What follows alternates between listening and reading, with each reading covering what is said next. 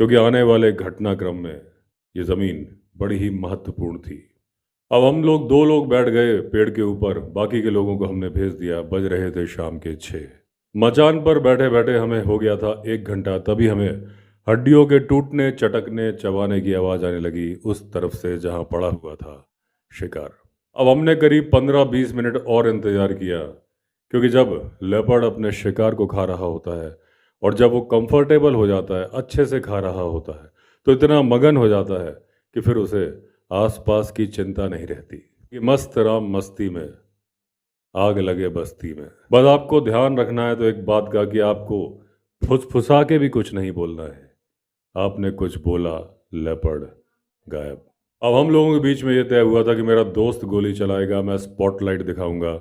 मैं अपने पास एक 12 बोर की शॉटगन हमेशा रखता हूँ जब मैं राइफल नहीं इस्तेमाल कर रहा होता हूँ। जब 15-20 मिनट के बाद हमने टॉर्च जलाई, देखा लेपर्ड आराम से शिकार खा रहा है। उसका एक पंजा शिकार के ऊपर है और उसका चेहरा है हमारी तरफ। अब क्योंकि उसका चेहरा हमारी तरफ था, हम बहुत ही नीचाई पर बैठे थे, यानी कि 6 फीट की ऊंचाई पर।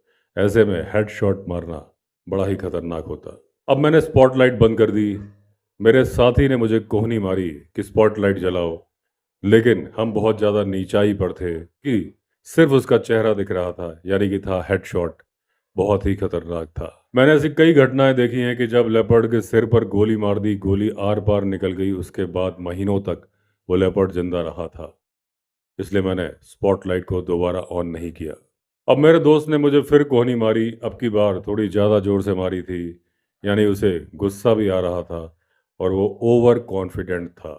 अब मैंने थोड़ा फुसफुसा के उसके कान में बोला कि अभी मैनीटर थोड़ी देर में उठेगा, पोजीशन चेंज करेगा, तब हम स्पॉटलाइट जला के उसे गोली मारेंगे। लेकिन जब मैंने फुसफुसा के बोला, मेरे दोस्त ने बोला नहीं अभी जलाओ, क्योंकि फुसफुसाहट की आवाज़ सुन के गायब हो जाएगा।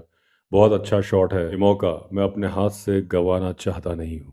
तो मैंने उसको बोला कि दोनों आंखों के बीच में गोली मारना, और अपनी 12 बोर की शॉटगन को मैंने अपनी थाइस पे रख लिया था और जला दी मैंने स्पॉटलाइट। मैनीटर उसी पोजीशन में बैठा था, बस उसका चेहरा थोड़ा घूमा हुआ था, क्योंकि अपने जबड़े से वो मांस को चबा के काटने की कोशिश कर रहा था। अब मेरे दोस्त ने फायर कर दिया। जैसे ही उसने गोली चलाई, अचानक से तूफान आ गया। मैन ईटर ने हमारे ऊपर चार्ज कर दिया। अब जैसे ही मैन ईटर ने चार्ज किया, मैं पीछे की तरफ गिरा। अपने चारों पैरों पर हाथ और पैरों का इस्तेमाल करके मैं भाग रहा था जानवर की तरह, क्योंकि मैं चाहता था मैं उतनी दूर चला जाऊं जितनी दूर से मैन ईटर मुझे नुकसान ना पहुंचा सके। अब मैं भूल गया था कि एक नीचे गली थी जो कि ढल